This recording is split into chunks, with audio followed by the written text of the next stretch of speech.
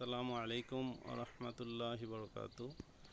Hello viewers, আজকে আমি আপনাদেরকে দেখাবো আমার ছাদ কৃষি বাগানের অন্যতম একটা বিদেশি ফল ড্রাগন।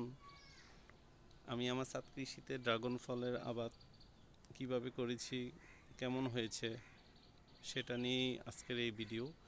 ধৈর্য ধরে না টেনে সম্পূর্ণ ভিডিওটা দেখার অনুরোধ রইল। চলুন আপনাদেরকে দেখাই আমার ড্রাগন ফলের কি অবস্থা, সঙ্গেই থাকুন।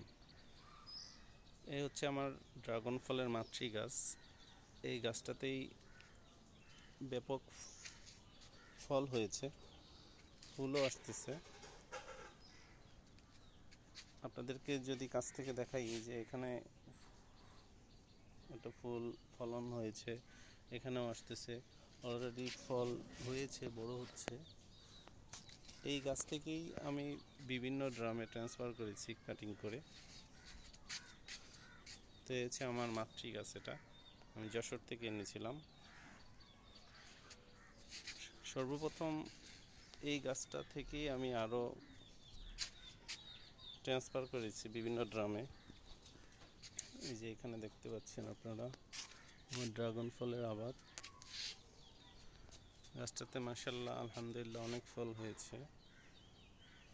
এ হচ্ছে আমার আরেকটা ড্রামে ড্রাগন ফল, এখানেও ফুল আসছে।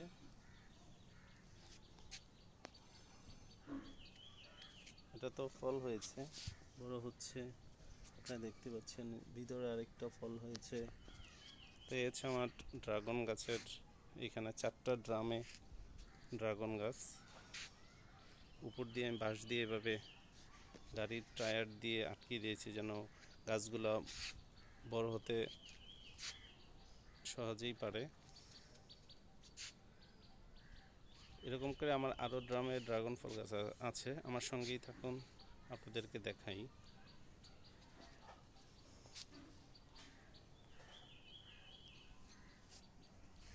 এখানেও আমি কাটিং করে লাগিয়েছি কিছু ড্রাম, পাশাপাশি পালং শাক।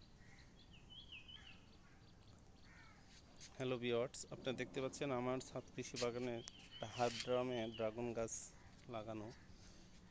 এটাতেও ফুল আসছে, কিছু ফুল নষ্ট হয়ে যাবে, এটাই স্বাভাবিক। এই হচ্ছে আমার ড্রাগন গাছের অবস্থা। আমি শক্ত বাঁশ দিয়ে সেটাকে আটকিয়ে দিয়েছি, যেন গাছগুলো বৃদ্ধি হতে অনেক সাপোর্ট পায়। এটা আমার আরেকটা ড্রামে। এরকম করে আমি প্রতিটা ড্রামেই অটো রিকশার মিশুক গাড়ি যেই নষ্ট টায়ার, সেগুলো দিয়ে বেঁধে দিয়েছি। প্রতিটা গাছেই আমার এরকম করে দেয়া বাঁশ দিয়ে টায়ার দিয়ে আটকানো, যেন গাছগুলো সহজেই বাড়তে পারে, যাতে ঝুলে না পড়ে মাটির দিকে। এখানে আছে আমার ড্রাগন গাছ, এগুলো নতুন লাগিয়েছি, এগুলো বড় হচ্ছে আস্তে আস্তে।